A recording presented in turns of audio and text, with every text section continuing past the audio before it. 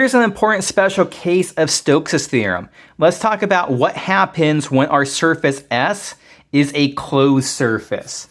So when I say closed surface, the boundary is empty, or there are no edges to it.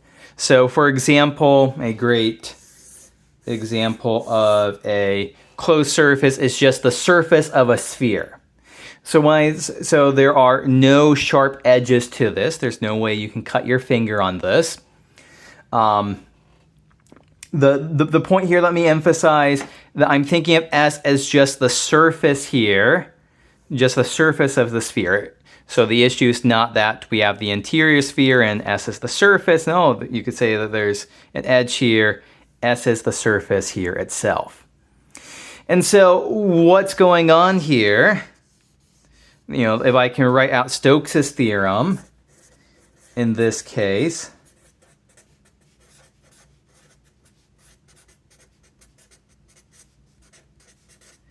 well, if the boundary here is empty, there's no way to have, there's no way to add up anything to get a circulation here. This is just going to be 0. So this is a fun fact here, that if you integrate the curl of any vector field F around a closed surface by this special case of Stokes' theorem, you are guaranteed to get 0 as your answer. And so this lets us do, slightly silly problems here. Take a look at this one. Compute the flux of the vector field F is equal to this whole expression here, this pretty nasty looking vector field here, outward through S, where S is this very weird looking surface here that, I haven't given you a formula for S here, and if I did give you a formula, it would be a pretty messy one. Well, we should be looking, on the lookout for tricks and stuff like that. And here's the trick. How do I cook up F here?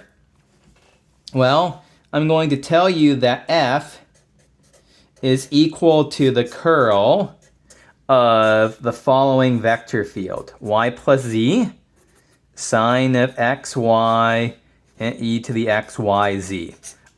I'll leave this as an exercise for you to do to check that if you take the curl of this vector field, you do in fact get F.